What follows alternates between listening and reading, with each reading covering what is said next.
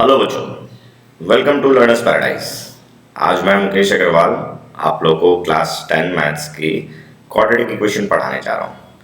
तो कॉन्सेप्ट्स पढ़ेंगे, इसमें काफ़ी कुछ पढ़ेंगे हम लोग। इसके बेसिक्स पढ़ेंगे, फार्मूलाज पढ़ेंगे, सॉल्यूशंस कैसे निकालने हैं वो पढ़ेंगे, एंड वर्ड प्रॉब्लम होते हैं वो पढ़ेंगे, इक्वेशंस कैसे बनाने हैं, है ना। तो ये चैप्टर थोड़ा लंबा होने वाला है, इसके काफ़ी पार्ट्स में बनने वाले हैं ये चैप्टर। तो अगर आप लोग को पूरी अच्छी तरह से समझना है ये चैप्टर तो प्लीज़ सारे पार्ट्स को अच्छे से देखें, है ना। बहुत अच्छे से आप इक्वेशन फॉर्म करना सीखेंगे, बहुत वर्ड बाय वर्ड आपको एकदम सिखाया जाएगा कि कैसे एक वर्ड प्रॉब्लम को हम लोग इक्वेशन में कन्वर्ट करते हैं, ठीक है ना बच्चों। तो अगर आप लोग चाहते हैं कि मैं इसके पूरे सारे वीडियोस बना के अपलोड करूँ यूट्यूब में, तो प्लीज़ मोटिवेशन के लिए मुझे लाइक शेयर एंड सब्सक्राइब ज़रूर करें, है ना। अपने दोस्तों को भी शेयर करें ताकि मेरी एनर्जी भी बनी रहे, है ना। आप लोग के likes and shares and subscription ही मेरे को मोटिवेट करता है कि मैं और ज़्यादा से ज़्यादा वीडियोस बनाऊं बच्चों, है ना। तो चलिए बढ़ते हैं चैप्टर की ओर। तो बच्चों हम लोग देखेंगे कि सबसे पहले ये क्वाड्रेटिक इक्वेशन होता क्या है। तो बच्चों जैसे आपने क्लास 8-9 में पढ़ा होगा कि एक तो होते हैं जैसे 2x + 3 = सोचो 5, ये एक इक्वेशन है, ठीक है ना। ये एक इक्वेशन है। तो इसमें हमें एक चीज़ देखनी है कि हम सबसे पहला चीज़ सीखेंगे यहाँ पे पहचाने कैसे कि ये क्वाड्रेटिक इक्वेशन है, ठीक है ना, और होता क्या है सबसे पहली बात। तो यहाँ पे अगर हम देखें अगर ये एक इक्वेशन है बच्चों, है ना। इसमें क्या है, अगर ये इक्वेशन है मतलब इसमें इक्वल साइन है बच्चों, है ना। तो ये x जो है ये वेरिएबल है, ये क्या है बच्चों, ये वेरिएबल है ना। और 2 क्या है, इसका कोफिशिएंट है बच्चों यहाँ पे, एंड ये 3 है कांस्टेंट। एंड अगर हम देखें तो इसको हम लोग बोलते हैं एक्सप्रेशन। ये लेफ्ट हैंड साइड एक्सप्रेशन हो गया, ये राइट हैंड साइड एक्सप्रेशन हो गया बच्चों, ठीक है ना। एंड दोनों के बीच में इक्वल है तो ये इक्वेशन बन गया बच्चों। अब क्या ये क्वाड्रेटिक है, सबसे पहले क्वेश्चन हमारे दिमाग में आता है कि हम पहचाने कैसे कि कौन सा क्वेश्चन क्वाड्रेटिक है या नहीं है ना। तो सबसे पहले हमें देखनी है बच्चों, क्वाड्रेटिक के लिए हमें पावर देखनी होती है। इस पूरे इक्वेशन में जो वेरिएबल है x, उसकी पावर कितनी है बच्चों, 1, है ना। तो ये किस तरह का इक्वेशन हो गया, लीनियर इक्वेशन हो गया बच्चों। अगर हमें क्वाड्रेटिक देखना है तो हम क्या देखेंगे कि x की जो पावर होती है वो कम से कम भी बच्चों क्या होना चाहिए, 2 होनी चाहिए, कम से कम नहीं, एग्जैक्टली 2 होगी तो ही वो इक्वेशन क्वाड्रेटिक कहलाएगी। अगर हम देखें तो ax² + bx + c = 0 होता है बच्चों। ये एक standard form of quadratic equation है, स्टैंडर्ड फॉर्म है बच्चों किसका, क्वाड्रेटिक इक्वेशन का। क्वाड्रेटिक इक्वेशन का एक स्टैंडर्ड फॉर्म है बच्चों। अब कभी भी आपको अगर कोई भी इक्वेशन मिलता है तो पहले आपको इस फॉर्मेट में सजा लेना है, यानी प्लस है तो यहाँ प्लस रखना है, यहाँ ये x का कोफिशिएंट क्या है, b, है ना। तो b ही देखना है, यहाँ पे x का कोफिशिएंट हम b बोलेंगे, x² का कोफिशिएंट को हम लोग a बोलेंगे, क्योंकि आगे जाके हम लोग जब रूट्स करेंगे ना तो आपको a, b और c को यूज करना होता है बच्चों। तो आपको थोड़ा ये याद रखना पड़ेगा, ये एक स्टैंडर्ड फॉर्म ऑफ इक्वेशन है। इसको क्वाड्रेटिक इक्वेशन क्यों बोलते हैं, क्योंकि इसकी हाईएस्ट डिग्री, वेरिएबल की जो हाईएस्ट डिग्री है x की, वो क्या है, 2 है। अगर 2 है तो ही ये क्वाड्रेटिक इक्वेशन कहलाएगा बच्चों।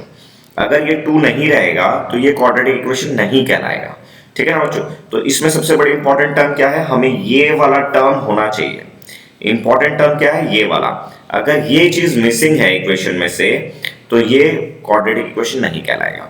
तो अगर इसे हमें रखना है तो इस टर्म को, यानी हमें क्या करना है, ax² क्या होना चाहिए, कभी भी 0 नहीं होना चाहिए। उसके लिए क्या करना पड़ेगा, देखो कांस्टेंट क्या है, x तो वेरिएबल है, ठीक है ना। तो a की वैल्यू हमारा सबसे पहला कंडीशन आ जाता है a ≠ 0, है ना। तो ये चीज पहली कंडीशन है। अगर इस स्टैंडर्ड फॉर्म में आप रखने के बाद अगर आपको a की वैल्यू 0 मिलती है तो यानी ये टर्म 0 हो जाएगा, ये टर्म 0 हो जाएगा तो ये पूरा क्वाड्रेटिक नहीं कहलाएगा बच्चों, ठीक है ना। तो इसलिए सबसे पहली कंडीशन क्या है, ए नॉट इक्वल्स टू 0। दूसरा कंडीशन क्या है बच्चों, A B and C must be real numbers. बच्चों क्या है, रियल नंबर्स, है ना, रियल नंबर्स होता है। तो ये आपको दो कंडीशंस आपको देखनी है बच्चों। अगर आपको नहीं पता रियल नंबर्स क्या है तो प्लीज़ मेरी एक वीडियो बनी हुई है, प्ले आप जाके चेक करें, उसमें से आपको रियल नंबर्स के काफ़ी अच्छे से बेसिक्स, थोड़ा सा आपको चाहिए बेसिक्स क्या होता है, तो वो आपको समझ में आ जाएगा। और एक चीज़ बच्चों, जब आप इसमें का सॉल्यूशन निकालोगे ना, तो इसमें ये जो चैप्टर पढ़ रहे हो, इससे पहले मैं आपको रिकमेंड करूँगा कि आप नेचुरल नंबर, है ना, integers, whole number, rational number, है ना, ये सब चीज़ के बारे में थोड़ा सा नॉलेज गेन कर लें। अगर नहीं है तो प्लीज़ मेरी वीडियोस देख लें, है ना, तो उसमें आपको काफ़ी अच्छे से समझाया गया है। क्यों बोल रहा हूँ बच्चों, क्योंकि जब आप ये सॉल्व करोगे तो जब आपके पास आंसर्स आएंगे तो उसमें से आपको कुछ रेस्ट्रिक्शंस मिलती है जो कि इनके ऊपर डिपेंड करती है। अगर आप ये चीज़ को नहीं समझ पाओगे तो फिर आगे आपको सॉल्व करने में दिक्कतें आएंगी बच्चों, है ना। कुछ कुछ आंसर्स आपको नहीं लेने हैं। जैसे अगर मैं आपको एक चीज़ बता दूं, जैसे यहाँ पे 2x है ना बच्चों, तो x का जितना पावर होता है ना, लगभग इसमें पावर क्या है बच्चों, 1। तो ये इक्वेशन की डिग्री क्या हो गई, इसमें हम लोग बोलेंगे इस इक्वेशन की डिग्री है बच्चों 1, है ना। इस इक्वेशन की डिग्री क्या है बच्चों, 2। अगर डिग्री 2 होगी ना बच्चों, हाईएस्ट पावर जो होती है इक्वेशन में वो डिग्री कहलाती है। तो हाईएस्ट पावर क्या है इक्वेशन में, 2 बच्चों, है ना। तो ये क्या हो गया, डिग्री 2। अगर डिग्री 2 है तो ये क्वाड्रेटिक इक्वेशन कहलाएगा। दूसरी चीज क्या होती है बच्चों, जितनी जो हाईएस्ट डिग्री होती है ना, x की जो डिग्री, जैसे पावर क्या है 2, तो हमें इस केस में जब भी हम क्वाड्रेटिक सॉल्व करेंगे बच्चों, तो हमें 2 डिफरेंट वैल्यूज मिलेंगे x के, एक नहीं मिलेंगे, है ना, हमें 2 डिफरेंट वैल्यूज मिलेंगे। 2 डिफरेंट भी हो सकते हैं, मैंने अभी बोला 2 वैल्यूज मिलेंगे ना, डिफरेंट भी हो सकते हैं, इक्वल भी हो सकते हैं, डिपेंड करता है, बट हमेशा 2 वैल्यूज मिलेंगे, है ना। अब इसमें हम लोग देखेंगे कि किस तरह के वैल्यूज मिलते हैं। रियल रूट्स मिलते हैं, जो जो रूट्स होते हैं, रूट्स यानी x की वैल्यू को हम लोग रूट्स या फिर सॉल्यूशन कहते हैं बच्चों। ये भी आपको ध्यान में रखना है कि रूट्स किसे कहते हैं। जो सॉल्व करने के बाद हमें जो x की वैल्यू हमें जो मिलती है ना, वो कहलाती है रूट्स ऑफ द इक्वेशन और सॉल्यूशन ऑफ द इक्वेशन, ठीक है ना बच्चों। अगर आपको सोचो आपने सॉल्व कर लिया बच्चों पूरा क्वेश्चन सॉल्व करने के बाद आपको अभी डाउट हो रहा है कि आपका आंसर सही है या गलत है ना, आपको डाउट में है कि क्या है, पता नहीं कैलकुलेशन हुआ, एरर हुआ कि नहीं हुआ। तो उस केस में आप क्या करोगे, जब आपको जो आंसर मिलता है x का, आप अगर ये जो बेसिक या स्टैंडर्ड इक्वेशन है, जो भी आपका क्वेश्चन रहेगा, उसमें अगर आप x के जगह x की वैल्यू पुट करते हो, पुट करने के बाद आपको left side equal to right side अगर मिलता है तो सोचो आपका आंसर सही है।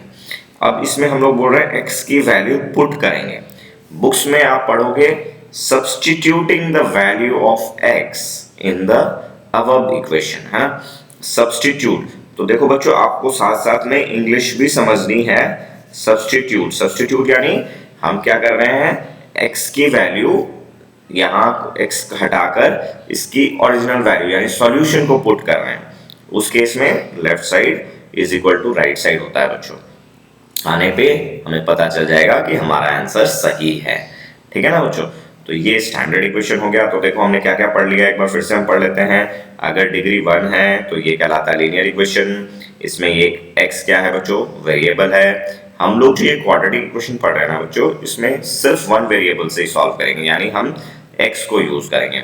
हमने और एक चीज पढ़ा कि क्वाड्रेटिक इक्वेशन होने के लिए डिग्री कितनी होनी चाहिए बच्चों, 2 होनी चाहिए। डिग्री क्या होती है, highest power of the variable in the given equation, ठीक है ना बच्चों।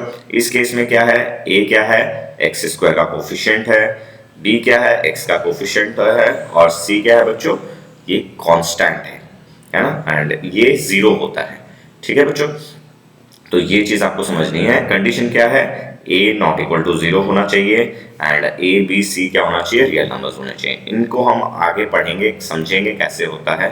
और मैंने कहा कि ये चैप्टर पढ़ने से पहले आपको natural number, integer, whole numbers, ये सब के बेसिक्स के बारे में कुछ पता होना चाहिए थोड़ा मोड़ा, है ना बच्चों, तब जाके आप अच्छे से पढ़ पाओगे। और एक चीज़ मैं आपको, ये चैप्टर आगे बढ़ने से पहले मैं आपको एक चीज़ पढ़ाना चाहूँगा। चलो वो हम लोग बाद में करते हैं, जो है वो नेक्स्ट उसमें आ जाए। तो हम लोग फर्स्ट क्वेश्चन देखते हैं हमारे स्क्रीन में, क्वेश्चन नंबर 1 है ना बच्चों। क्वेश्चन नंबर 1 देखो क्या लिखा हुआ बच्चों। क्वेश्चन नंबर 1 लिखा है so that √2 and -√2 are both the solutions of the quadratic equation. अब देखो मैंने आपको बताया था सॉल्यूशन किसको बोलते हैं, जो x की वैल्यू जो हम सॉल्व करने के बाद निकालते हैं उसको हम लोग सॉल्यूशन बोलते हैं बच्चों, है ना। तो अब यहाँ पे बोल रहा है शो कि ये सॉल्यूशन है। तो अभी मैंने कुछ देर पहले आपको समझाया कि सॉल्यूशन कब होगा, जब हम लोग जो x की वैल्यू मिलती है ना उसको हम लोग ओरिजिनल इक्वेशन में पुट करके देखेंगे, यानी सब्स्टिट्यूट करके देखेंगे। तो देखो हमारे इक्वेशन क्या दिया हुआ बच्चों, x² plus √2x -4 equal to 0 दिया हुआ बच्चों। अब हमें बोल रहा है, पहली बात क्या बोल रहा है, √2 बोला, क्या क्या चीज हमें दिखाने को बोल रहा है बच्चों, √2 एंड -2√2। बच्चे देख के ना घबराएं, √2 बहुत आसान होता है, सिर्फ आपको पता होना चाहिए √2 है क्या, ठीक है ना बच्चों।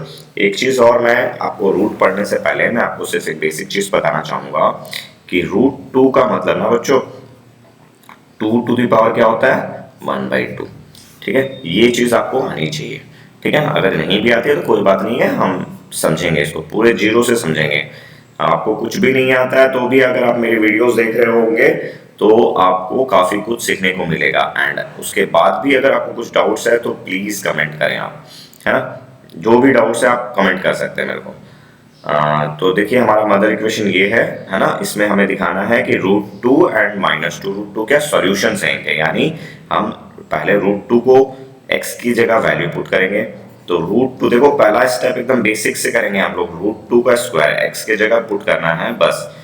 √2 x के जगह फिर √2 आ जाएगा, है ना, -4 = 0। पहले हम लेफ्ट साइड डील करेंगे बच्चों, राइट साइड अभी हमारा आंसर क्या आना चाहिए, इसको जब हम सॉल्व कर रहे हैं तो इसको हमारा आंसर आना चाहिए 0, है ना। तो आप देखते हैं √2 का मतलब क्या होता है बच्चों, हमने देखा 2 टू द पावर हाफ, तो हम लोग 2 टू द पावर हाफ लेते हैं बाई 2 प्लस यहाँ पे आपको पता है √2 इंटू √2 क्या हो जाता है, अगर नहीं पता है तो भी चलो हम लोग फिर से बेसिक्स वाला कर लेते हैं, into 2 to the power half -4, ठीक है ना बच्चों।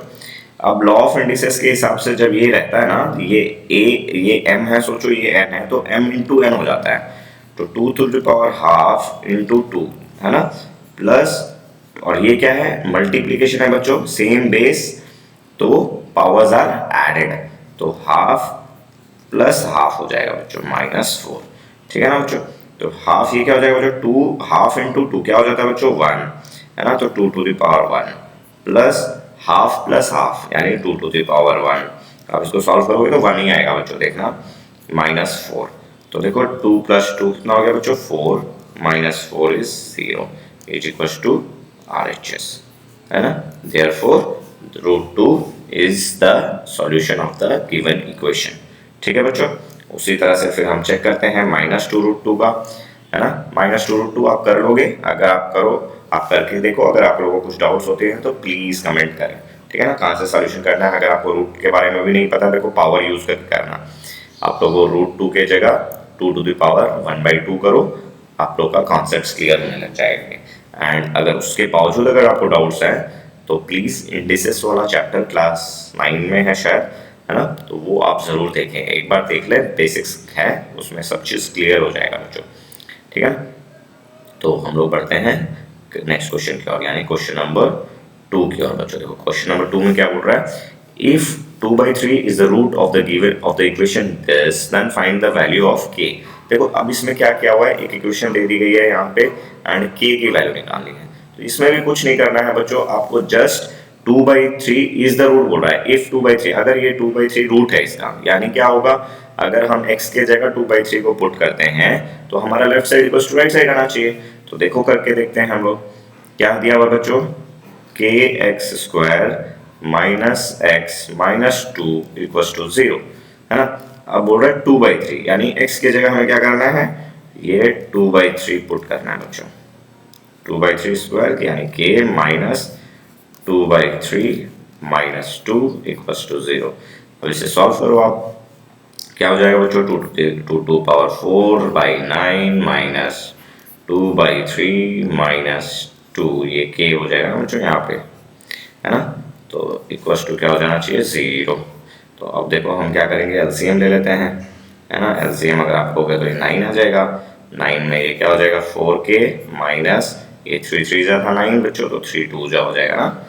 ये 3 2 जा 6 माइनस यहाँ 1 था बच्चों, यहाँ कुछ नहीं है मतलब 1, यानी 9 1 इंटू 9 9 होते हैं, तो ये 9 से मल्टीप्लाई हो रहा है, तो ये भी 9 से मल्टीप्लाई हो जाएगा, 18 है ना बच्चों, इक्वल्स टू 0। तो आपको क्या मिल रहा है, 4k, ये देखो अब ये 9 यहाँ चला जाएगा तो क्रॉस मल्टीप्लाई होता है, तो ये भी 0 हो जाएगा बच्चों, है ना। तो 4k माइनस तो ये -6 माइनस 18 कितना हो जाएगा बच्चों, माइनस माइनस प्लस होता है, एंड 18 और 6 24 होता है बच्चों, तो -24, और ये 9 इस साइड जाने से ये क्या हो जा रहा है, 0 हो जा रहा है ना बच्चों। तो 4k की वैल्यू क्या हो जाएगी बच्चों, 24 माइनस इस साइड जाने से प्लस हो जाता है ना बच्चों, तो k = 6, है ना बच्चों। तो इस तरह से आप आराम से कर सकते हो। आपको ब्रैकेट्स को यूज़ करना है। अगर आप बहुत बेसिक मिस्टेक्स यूज़ करते हो, अक्सर मिस्टेक करते हो, सिली मिस्टेक्स जो कहते हैं बच्चे के साथ सिली मिस्टेक्स हो गए, तो प्लीज़ ब्रैकेट को यूज़ करें, एलसीएम ठीक से करें, ये जो माइनस माइनस वाला टर्म है इनको अच्छे से सॉल्व करें, है ना। ये क्रॉस मल्टीप्लिकेशन ठीक से देखें, एलसीएम ठीक से देखें। इनके लिए देखो आपको बेसिक्स चाहिए। यहाँ गलती कहाँ हो सकती है बच्चों, ये पावर कैलकुलेशन में, तो पावर हमको ठीक से लिखना है ना। माइनस में हो सकती है, ये माइनस आप लगाना भूल सकते हो, तो माइनस भी ठीक से लिखना है। नेक्स्ट क्या गलती हो सकती है, ये एलसीएम, तो एलसीएम आपको आना चाहिए। क्लियर लिखो, लिखते समय बड़ा क्लियर लिखेंगे। गलती अगर एक बार काटते हो तो प्लीज़ जितना कट कम करोगे उतना आपकी गलती क्या कम होती जाएगी। कोशिश करो कि बिना कट के एक न्यूमेरिकल को सॉल्व करें, तो उससे आपका क्या होगा, कट करने की जो आदतें हैं वो कम होती जाएगी, ठीक है ना बच्चों। अगर जहाँ पे आप कट करते हो वो क्वेश्चन को वहाँ से दोबारा शुरू करो, है ना। एंड कोशिश करो कि एक जब क्वेश्चन सॉल्व हो रहा है तो उसमें कुछ गलतियाँ ना हो, तो आस्ते आस्ते क्या हो जाएगा बच्चों, आपका एरर की रेट कम हो जाएगी, ठीक है बच्चों। तो बढ़ते हैं नेक्स्ट क्वेश्चन की ओर, क्वेश्चन नंबर 3 की ओर बच्चों। हम लोग बहुत धीरे धीरे जाएंगे, बेसिक से करेंगे, है ना। मैं स्पेशली वीडियोस बना रहा हूँ जो बच्चे को बहुत कमज़ोर होते हैं, जो बच्चे को मैथ्स में इंटरेस्ट नहीं है, वो अगर ये वीडियोस देख रहे हैं तो उनको भी धीरे धीरे समझ में आने लगे, उनमें भी कुछ इंटरेस्ट आए, है ना बच्चों। टैलेंटेड बच्चों के लिए तो देखो वीडियोस काफ़ी सारी यूट्यूब में काफ़ी सारी वीडियोस अवेलेबल हैं, बट उसमें क्या होता है मैंने देखा है, वो लोग बेसिक्स नहीं देते हैं। वो लोग पहले से ये सोच के रखते हैं कि बच्चों को बेसिक्स आना है ना। एंड 10th में आने के बाद आप लोगों को क्या है बच्चों, टाइम नहीं है कि आप जाके दोबारा कुछ चैप्टर 9th के खोल के देखो या 6th के खोल के देखो। एंड इस केस में क्या होता है, आप लोगों को पास होना, बहुत बच्चों को क्या होता है, सर पास होना मुश्किल हो गया है, मैथ से डर लगने लग जाता है हमको, है ना। एक माइंड में साइकोलॉजिकल प्रेशर आ जाता है। तो ये वीडियोस उन बच्चों के लिए है स्पेशली जो कि मैथ से डरते हैं, है ना, उनको डर लगता है मैथ से। तो प्लीज़ ऐसे बच्चों को ये वीडियोस की लिंक शेयर ज़रूर करें ताकि उनकी भी हेल्प हो सके, ठीक है बच्चों। चलो बढ़ते हैं क्वेश्चन नंबर 3 की ओर। देखो क्या लिखा हुआ है, if -a is a solution of the equation, है ना। हमें जल्दी नहीं है, हम धीरे धीरे करेंगे ताकि पूरा चैप्टर में से कहीं से भी क्वेश्चन आए ना वो हमारा मिस ना हो बच्चों, ठीक है। तो देखो क्वेश्चन नंबर 3 में लिखा हुआ है, if -a is the solution of the equation x² plus 3ax plus k equal to 0, find the value of k, है ना। बड़ा आसान है, देखो आपको क्या करना है कि इफ सॉल्यूशन दिया हुआ था क्या, if -a is the solution बता रहा था ना बच्चों, तो हमें क्या करना है, हमें सिंपली x के जगह -a पुट करना है, यानी -a² plus 3a minus a plus k equal to 0, है ना। अब देखो माइनस माइनस प्लस हो जाता है ना बच्चों, तो ये क्या हो गया, a² प्लस ये क्या हो जाएगा, देखो अब यहाँ प्लस है, ये इंटू माइनस है, तो देखो हमारा ये प्लस हट जाना चाहिए, यहाँ क्या हो जाएगा, माइनस हो जाएगा बच्चों। तो ये क्या है, a इंटू a², तो -3a² plus k equals to 0। तो ये क्या हो जाएगा, a², यहाँ कुछ नहीं है, इसका मतलब क्या है बच्चों, 1 है, तो 1 ए स्क्वायर माइनस 3a²। क्या होगा, 3 बार a स्क्वायर है और 1 बार a स्क्वायर क्या है, प्लस है, 3 बार माइनस है। तो ये क्या हो जाना चाहिए बच्चों, 2 बार -2a² plus k equals to 0। तो k की वैल्यू क्या हो जाएगी, जो हमें निकालना है हम लोग इस साइड रखेंगे। एंड हमेशा एक चीज आपको ध्यान में रखनी है, जो चीज निकालना है अगर वो पॉजिटिव हो, अगर वो नेगेटिव होती है यहाँ पे, अगर सोचो ये माइनस के होता है तो हम लोग k इस साइड ले जाएंगे। k इस साइड अगर पॉजिटिव है तो इसको इस साइड रखना, तो बाकी टर्म को उस साइड ले जाओ। जो हमें निकालना है उसको हमें हमेशा पॉजिटिव में रखना है, तो वो लेफ्ट साइड हो चाहे राइट साइड हो। तो आपको वो देखना है कि एक स्टेप आप यहाँ कम बेसी कर सकते हो बच्चों। आपको k प्लस बनाना, राइट। यहाँ अगर प्लस है तो बाकी को वहां ले जाओ, अगर यहाँ माइनस है तो k को वहां ले जाओ, ठीक है ना। इससे आपका एक स्टेप बच जाता है, आपका भले ही 2 सेकंड बचे बट बचेगा जरूर बच्चों, ठीक है। तो हमें क्या मिल गया, हम ये वाला पोर्शन को सही ले जाएंगे क्योंकि k ऑलरेडी हमारा यहाँ पे पॉजिटिव है। तो ये क्या हो जाएगा बच्चों, k की वैल्यू आ गई 2a²। ठीक है बच्चों, ये बेसिक्स हैं, ये एग्जाम्स में नहीं आने वाले हैं, है ना, बट ये जानना जरूरी क्यों है, क्योंकि आगे जितने भी हम लोग करेंगे उसमें ये कॉन्सेप्ट्स यूज होने वाले हैं। ठीक है बच्चों, वैसे ही देखो 4 भी कुछ इसी तरह का है, वो आप कर लोगे, ठीक है ना। यहाँ पे कुछ दिया हुआ है, if 1 is the root of both the equation, 2 equations दिए हुए शायद उनका दिया हुआ है, तो वो आप आसानी से कर सकते हो, वो आप करोगे बच्चों, ठीक है। इसी तरह का है। एंड क्वेश्चन नंबर 5 भी देखो बच्चों कुछ इसी तरह का है, if 2 and 3 are the roots of the equation दिया हुआ है, फाइंड m and n। तो कुछ नहीं करना है बच्चों, इसमें भी वही है। देखो यहाँ अगर आप सॉल्यूशन देख रहे हो तो क्या कर रहा है, 3 की वैल्यू यहाँ पे पहले 2 की वैल्यू पुट कर रहा है ना, 2 की वैल्यू पुट करने पे आपको एक इक्वेशन मिल जाएगा। फिर 3 की वैल्यू पुट करोगे तो फिर आपको एक इक्वेशन मिलेगा। फिर क्या करना है, इसमें से देखो क्या आ रहा था, इसमें 4m समथिंग है, 4m - 2n - 12 = 0 दिखा रहा है यहाँ पे, एंड यहाँ पे 6m - 2n दिखा रहा है। अब देखो बच्चों यहाँ पे एक चीज क्या देखनी है, यहाँ पे भी 2n है, माइनस में है, यहाँ पे भी -2n है। तो हम लोग क्या करेंगे, सब्ट्रैक्ट कर देंगे। अगर इसमें से 2n को सब्ट्रैक्ट कर देंगे तो सिर्फ हमारे m मिलेगा बच्चों। तो इस केस में सब्ट्रैक्टिंग 1 from 2 करने से हमें m की वैल्यू निकल जाती है। m की वैल्यू जब निकल जाएगी तो फिर m की वैल्यू एक इक्वेशन में पुट करो, वहां से n की वैल्यू निकल जाएगी। तो ये भी बड़ा आसान है, ठीक है बच्चों। तो ये वाला भी आप कर लोगे, है ना। तो हम लोग बढ़ते हैं, यहाँ बच्चों कुछ एक्सरसाइज क्वेश्चंस हैं, एंड उम्मीद है कि आप लोग ये सॉल्व कर लें, है ना। अगर आप लोग के पास बुक्स होगी, आपके पास कोई भी बुक्स हो, डजंट मैटर, यही बुक सॉल्व करनी है, कोई ज़रूरी नहीं है। आप जो भी बुक्स आपके पास है आप उनसे सॉल्व करें, ठीक है ना बच्चों। तो अब नेक्स्ट क्वेश्चन में देखते हैं हमारे क्या है, नेक्स्ट कॉन्सेप्ट क्या है। आप देखो अब इसमें दिया हुआ है आपको शायद 0 प्रोडक्ट रूल है क्या ये, हाँ 0। अब इसमें हमें क्या करना है, 0 प्रोडक्ट रूल। चलो हम लोग ये समझ लेते हैं बच्चों 0 प्रोडक्ट रूल क्या होता है। अब 0 प्रोडक्ट रूल में क्या होता है ना बच्चों, आपको क्या करना है, फैक्टराइज करना है एक तरह से, है ना। फैक्टर्स किसको बोलते हैं, सबसे बड़ी बात हो गई फैक्टराइजेशन। व्हाट इज फैक्टराइजेशन, आपने देखो आपने क्लास 8 में भी है, क्लास 9 में भी फैक्टराइजेशन है ना, एंड 10 में भी है। फॉर योर इन्फॉर्मेशन 10 में भी फैक्टराइजेशन बोल के एक चैप्टर है, शायद इसी के बाद ही वाला है फैक्टराइजेशन, राइट। तो factorisation, what is factorisation, the process of finding factors is called factorisation, right. Factors, अब फैक्टर्स क्या होते हैं, फैक्टर्स को हमेशा किस फॉर्मेट में लिखा जाता है। जैसे अगर हम बात करें नॉर्मली, देखो 2 वर्ड्स होते हैं, बच्चे अक्सर कंफ्यूज रहते हैं, मैंने देखा है, मल्टीपल एंड फैक्टर्स, राइट। तो आपको देखना है मल्टीपल किसको बोलते हैं। फर्स्ट ऑफ ऑल हम लोग मल्टीपल समझते हैं। जैसे 2 का टेबल आप पढ़ते हो तो 2 के जो टेबल में जो आंसर्स आते हैं, जैसे पहला क्या आएगा, 2 आएगा, फिर 4 आएगा, फिर 6, फिर 8, राइट। तो हम लोग क्या जानते हैं, these are the multiples of, multiplication table पढ़ते हैं, राइट। तो these are 2 is the multiple of 2, 4 is the multiple of 2, है ना, 6 is the multiple of 2, 8 is the multiple of 8, है ना। तो दीज आर द मल्टीपल, है ना, ये हो गया मल्टीपल्स। अब फैक्टर्स की बात आते हैं, तो 2, पहले हम लोग 2 से शुरू करते हैं। तो 2 का फैक्टर्स क्या क्या बच्चों, 1 और 2। इनको ये कौन कौन से नंबर्स से डिवाइड हो सकते हैं वो इनका फैक्टर्स कहलाता है। अब 3 की बात करें तो क्या होता है, 1 और 3।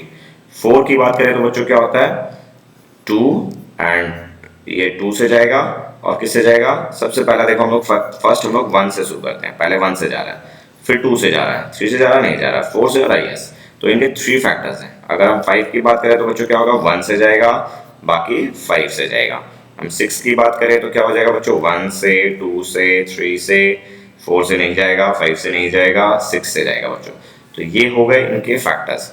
तो अब आपको एक चीज़ और समझा दूँ साथ साथ में, जब हम ये देख रहे हैं, जब भी कोई नंबर का सिर्फ 2 फैक्टर्स हो, जैसे 2 हो गया, ये हो गया, ये हो गया, तो ये नंबर्स क्या कहलाते हैं बच्चों, आपको पता होगा इस नंबर्स को क्या बोलते हैं।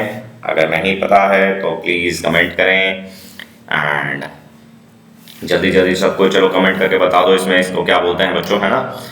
एंड तो आपको आंसर पता होगा क्या बोलते हैं बच्चों, इनको बोलते हैं प्राइम नंबर्स, ठीक है। जिनके सिर्फ 2 फैक्टर्स होते हैं उन्हें हम प्राइम नंबर्स कहते हैं, ठीक है। तो आपको ये पता चल गया फैक्टर्स। जैसे हमने 2 का फैक्टर निकाला, 3 का निकाला, 4 का निकाला, 5 का निकाला, 6 का निकाला, उसी तरह से ये नंबर्स के फैक्टर्स निकाले। अभी हमें क्या करना है, इक्वेशन के फैक्टर्स बनाने हैं, है ना। इक्वेशन को इस तरह से लिखना है, जैसे 2 को हम लोग क्या लिख सकते हैं, 1 इंटू 2, राइट। 3 को क्या लिख सकते हैं, 1 इंटू 3। तो वैसे ही इक्वेशन का 2 टुकड़ा करना है हमें, है ना। क्यों 2 टुकड़ा करना है बच्चों, क्योंकि x का डिग्री क्या है, 2 है ना, x का पावर क्या है, 2 है। तो हमको पता है जब x का पावर 2 होता है तो x के 2 आंसर्स होने चाहिए, 2 सॉल्यूशंस निकलने चाहिए।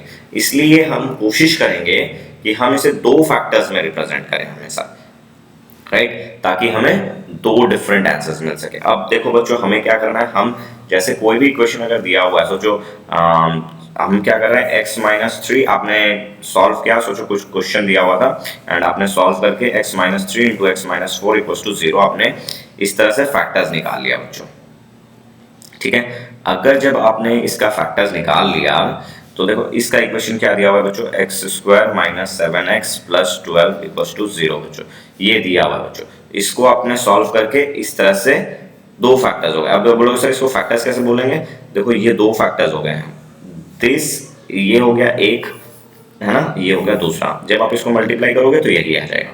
तो ये अब कहला रहा है factors, factors of whose, this equation, है ना। अब इसमें आपको एक चीज समझना है, इक्वल टू 0 दिया हुआ है, तो इस केस में हम लोग पढ़ेंगे जीरो प्रोडक्ट रूल। देखो आता सभी को है बट नाम नहीं पता है बच्चों को, तो बेहतर क्या होता है, कोई भी चीज के अगर आपको नाम वगैरह थोड़ी सी जानकारी रहती है, कभी भी क्वेश्चन आ गया using zero product rule find the factors, है ना, फाइंड द सॉल्यूशन, तो आप उसमें अटकोगे नहीं। तो छोटा सा वर्ड आपका कहीं ना कहीं फायदा ही करता है, लॉस नहीं होगा बच्चों, तो जानने में कोई दिक्कत नहीं है।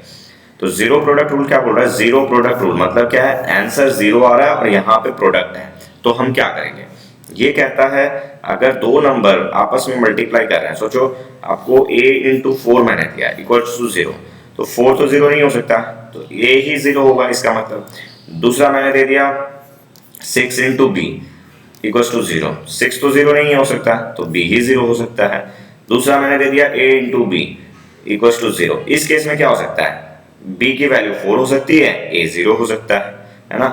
दूसरा क्या हो सकता है, a की वैल्यू 6 हो सकती है और b की वैल्यू 0 हो सकती है, राइट, तब ये आंसर मिल सकता है। तो इधर हमें क्या मिल सकता है, या तो ये 0 है या तो ये 0 है या बोथ 0 है। जीरो प्रोडक्ट रूल के हिसाब से ये चीज होता है। जब हमें यहाँ कांस्टेंट एक नंबर फिक्स मिल रहा है तो ये तो 0 नहीं हो सकता, तो ये हो सकता है, ये 0 नहीं हो सकता तो ये हो सकता है। इस केस में हमें वैल्यूज नहीं पता, तो इधर a इज 0 और b इज 0 और बोथ कैन बी ट्रू, है ना। तो हम दोनों चीज को देखेंगे, तो हम जब जीरो प्रोडक्ट रूल करेंगे तो हम दिस, देखो हमें क्या लिखना है, x माइनस 3 इक्वल्स टू 0 और x माइनस 4 इक्वल्स टू 0। तो इस केस में आपको यहाँ से x का आंसर मिल जा रहा है, यहाँ से भी x का आंसर मिल जा रहा है। तो देखो आपको 2 डिफरेंट वैल्यूज मिल रहा है। वाई 2 डिफरेंट वैल्यूज मिल रहा है क्योंकि x की पावर 2 है बच्चों, इस केस में x की पावर 2 होने के कारण आपको x की 2 डिफरेंट वैल्यूज हमेशा मिलेंगी। क्वाड्रेटिक इक्वेशन मींस आपको you will be getting 2 different values of x, be it equal, different, that depends on the type of the equation, right, type of the equation या फिर values of the equation, है ना, वो उस पर depend करेगा।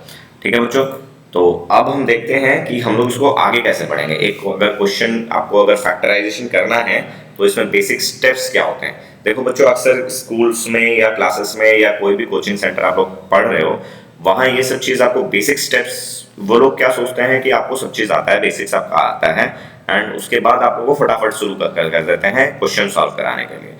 But मैं आपको रिकमेंड करूंगा कि आप उस तरह से ना पढ़ के आप पहले बेसिक्स देखें। अब इसमें देखो बच्चे अक्सर ये क्या करते हैं, ये इंट्रोडक्शन वाला स्किप करके सीधा क्वेश्चन करना चाहते हैं, है ना। वो तो ये वाली बात हो गई बच्चों कि चक्कू धार करें या फिर काटने में लग जाए, राइट। तो आप क्या करोगे, अगर किसी को बोला जाए कि आपकी तलवार में धार नहीं है, आपकी छुरी या नाइफ जो भी आप बोल लो, अगर उसमें धार नहीं है ना, एंड आपको कोई काम दिया हुआ काटने का, तो जो बेवकूफ होते हैं ना बच्चों, वो क्या करते हैं, वो तुरंत काटने में लग जाते हैं, है ना। एंड जो होशियार होते हैं बच्चों, वो क्या करते हैं, पहले देखते हैं कि चक्कू में धार नहीं है ना, तो पहले उसको धार करते हैं, धार करने के बाद वो काम करने में लगते हैं, है ना। तो कौन जीतेगा अल्टीमेटली बच्चों, धार किया हुआ चक्कू या, देखो जो एक बेवकूफ है वो क्या समझता है कि धार करने में क्यों टाइम वेस्ट करें, चलो 2 मिनट ज्यादा ही लगेगा तो हम लोग काटना शुरू कर देते, जल्दी जल्दी कट जाएगा। बट जो होशियार है वो क्या देखता है, नहीं पहले इसको धार कर लेते हैं, चीज भी ठीक हो जाएगी एंड मेरा काम भी जल्दी हो जाएगा, राइट। तो फिनिशिंग भी अच्छा होगा, काम भी सुंदर कटेगा, राइट, काम भी बहुत बढ़िया से होगा। तो बच्चों आपको भी हमेशा अपनी धार करनी है, अपनी बुद्धि को तेज करनी है ना, बेसिक्स क्लियर करने हैं। तो वो कब होगा बच्चों, जब आप बेसिक्स पढ़ लेते हो, यानी कि ये सब चीज़ों इंट्रोडक्शन में जो दिया हुआ है ना बच्चों, ये पढ़ना बहुत ही ज़रूरी है। सोचो किसी ने बुक लिखी है, राइट, तो वो उसने ये सब चीज़ मेंशन किया है, मतलब उनके लिए उन्होंने सोचा है, राइट, कि ये ज़रूरी है आपके लिए, तभी तो उन्होंने आपको ये चीज़ दिया हुआ बच्चों, है ना बच्चों। तो चलिए हम देखते हैं यहाँ पे, देखो solving a quadratic equation by factorisation के लिए उसके प्रोसीजर क्या है। सबसे पहला स्टेप वहां पे देखो क्या लिखा हुआ बच्चों, लिखा हुआ है clear all fractions if any, मतलब अगर फ्रैक्शन है इक्वेशन में, क्वाड्रेटिक में, तो पहले इसको सॉल्व कर लें, मतलब फ्रैक्शंस को हटा दे, पहले कोशिश करें फ्रैक्शंस यानी एलसीएम वाला जो पार्ट हमने जो देखा था सॉल्यूशन के समय, आपको एलसीएम करके फ्रैक्शंस वगैरह को हटाने की कोशिश करनी है, राइट। सेकंड स्टेप क्या है बच्चों, right the given equation in the form ax² + bx। मैंने आपको ये भी बता दिया था, ये एक स्टैंडर्ड फॉर्म है, हमेशा क्वेश्चन को अगर सोचो ax² बीच में दिया हुआ है तो कोशिश करें उसको इस फॉर्मेट में, पहले x की पावर डिक्रीजिंग ऑर्डर में होनी चाहिए, 2 है, ये 1 है, यहाँ पे x की पावर क्या है, 0 है बच्चों, कुछ नहीं है। आपको और एक चीज बता दूं बच्चों, x to the power is 0, यानी any number to the power 0 is equal to 1 होती है बच्चों। यहाँ पे c के साथ x नहीं है या 1 है, तो आप x टू द पावर 0 भी लिख सकते हो, नहीं भी लिख सकते हो, ये आपकी मर्जी है, ठीक है ना। बट ये चीज ध्यान में रखें, any number to the power 0 is 1 अगर आपको नहीं आता है। तो फर्स्ट हमारा स्टेप क्या हो गया बच्चों, हमें फ्रैक्शन सॉल्व करने हैं। सेकंड स्टेप हमें स्टैंडर्ड फॉर्म में लेके आना है ना। थर्ड स्टेप हमारा क्या है बच्चों, factorise the left side into the product of 2 linear factors. मैंने अभी आपको क्या बताया, जैसे हमारा देखो इस इक्वेशन में जो हमने फर्स्ट इक्वेशन लिया था उसमें क्या था, x² - 7x + 12 = 0। अब ये क्या है बच्चों, ये क्वाड्रेटिक इक्वेशन है। देखो मैंने आपको बताया डिग्री अगर 2 है, highest degree in the given equation पे डिपेंड करता है कौन सा इक्वेशन है। यहाँ पे डिग्री अगर 2 है बच्चों तो ये कहलाएगा क्वाड्रेटिक इक्वेशन। एंड इसको क्या बोल रहे हैं यहाँ पे, factorise the left side into product of 2 linear factors. अब लीनियर मतलब क्या है, डिग्री 1 बच्चों, x - 3 इंटू x - 4, ये जो आया आप देखो x की पावर क्या है 1, तो इसलिए इसे क्या कहा जाता है, लीनियर फैक्टर्स, है ना। लीनियर फैक्टर्स क्यों कहा जाता है, क्योंकि डिग्री x की इसमें 1 है बच्चों। तो इसलिए मैंने आपको देखो फर्स्ट में जब मैंने आपको चैप्टर स्टार्ट करने से पहले आपको बताया था कि लीनियर इक्वेशंस किसको कहा जाता है, तो लीनियर मतलब डिग्री 1, तो लीनियर इक्वेशन बोल लो चाहे लीनियर फैक्टर्स बोल लो, है ना बच्चों। अब क्या करना है, use zero product rule, put each linear factors equal to 0। जैसे हमने अभी क्या था कि पहले हम लोग इसको 0 करेंगे फिर इसको 0 करेंगे, तो ये हो गया फोर्थ स्टेप बच्चों। एंड फिर फिफ्थ स्टेप में क्या होता है बच्चों, फिफ्थ स्टेप में क्या है, solve the resulting linear equation. अब जो वैल्यू आ गई you will get the solutions. तो ये स्टेप्स आपको ध्यान में रखना है कि सबसे पहले फ्रैक्शंस को सॉल्व कर लें, फिर स्टैंडर्ड फॉर्म में कन्वर्ट करना है, फिर आपको फैक्टर्स निकालने हैं, फिर लीनियर इक्वेशंस को इक्वल टू 0 करके आपको सॉल्यूशन निकालना है, ठीक है ना बच्चों। ये कुछ स्टेप्स हैं। आज के लिए बच्चों यहाँ यहीं तक, मिलते हैं नेक्स्ट क्लास में। फिर से वही डायलॉग बोलना चाहूँगा, अच्छा लगा हो तो लाइक शेयर एंड सब्सक्राइब जरूर करें, अपने फ्रेंड्स के साथ शेयर करें। ठीक है बच्चों, थैंक यू बच्चों।